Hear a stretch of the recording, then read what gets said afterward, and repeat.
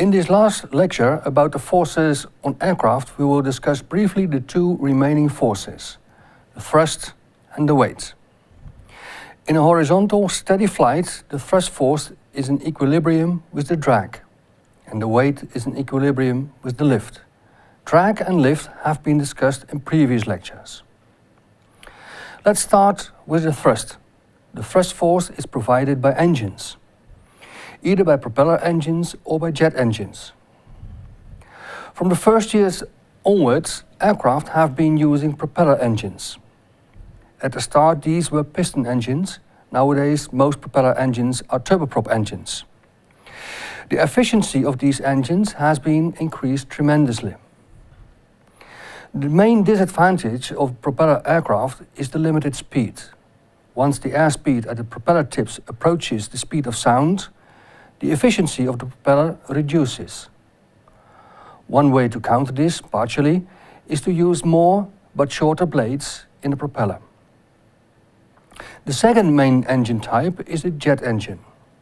The airflow flows through the engine, it is compressed, mixed with fuel, and there is continuous combustion of the mixture. Beyond the combustion area is the turbine, where the air expands and the power is generated. Part of that power is used to drive the compressor. The jet engine was invented just before the Second World War, but only after the war, in the early 50s, it entered civil aviation. The most commonly used jet engine today is the turbofan. For this engine, only a portion of the air flows through the hot section of the engine, including the combustion area. Most air is, after passing a large fan, bypassed. The bypass ratio is the ratio of the amount of air that is bypassed in relation to the amount of air flowing through the hot section. Today, bypass ratios of 8 exist, and this number is still increasing.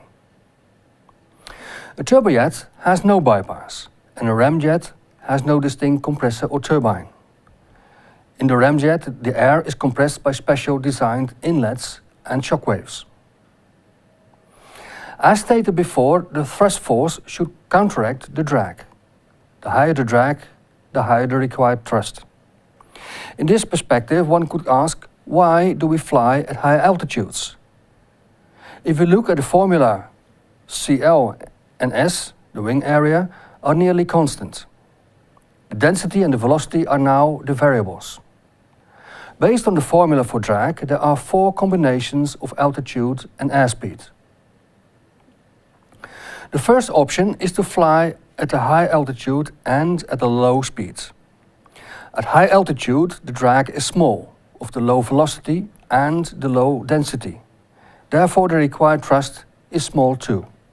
But in this case, also the lift force is small, and the lift will not be high enough to compensate the weight. So this is a no-go option. The second option is to fly at low altitudes and at low speed. This is possible. Most of the general aviation aircraft do. The air density at low altitude is rather high, so there will be sufficient lift. On the other hand, the airspeed is low, which also limits the drag. The engine should be able to supply sufficient power to overcome the drag. Option 3 is to fly high at high speed. As we have seen, the air density at high altitude is low, and this should be compensated by a high speed to have adequate lift. At the same time, the low density, combined with a high airspeed, result in an acceptable drag force. This can be overcome by sufficient powerful engines. This combination, flying high at high speed, is commonly used for civil aviation. The high speed also limits the travel time over longer distances. The last option is flying at high speed and low altitude. Again, the density is high in this case, and combined with a high speed, it gives ample lift. On the other hand, the drag will be large too. This means to propel the aircraft we need very powerful engines. This is the domain of military aviation. For civil aviation, the fuel consumption will be way too high. air travel would become too expensive. Summarizing, there are 4 flight regimes. Flying high at low airspeed is almost impossible.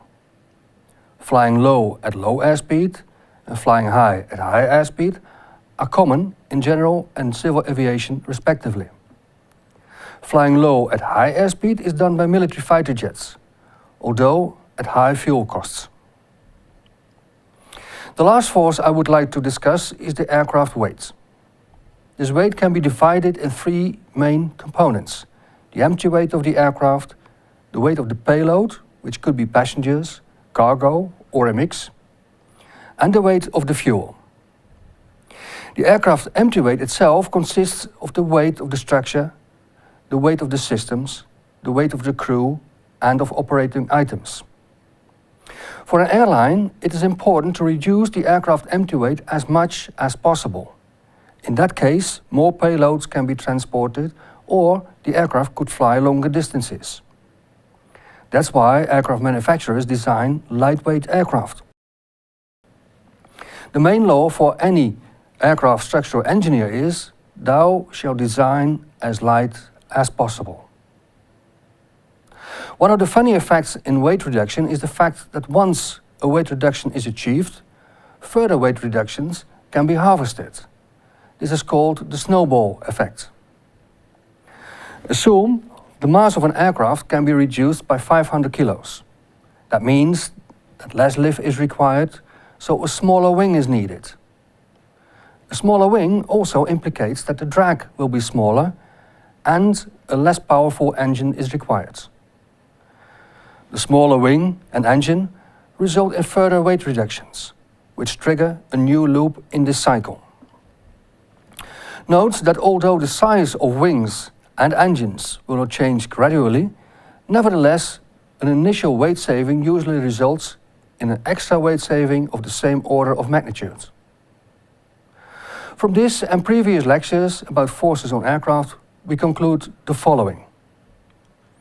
First, flying aircraft which are heavier than air have a short history, just over 100 years. Second, the main forces in a steady horizontal flight are the lift, the weight, the drag and the thrust.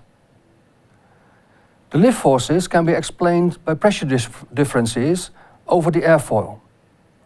In this lecture I used Bernoulli to understand this concept, but note that Bernoulli is applicable only in a limited setting.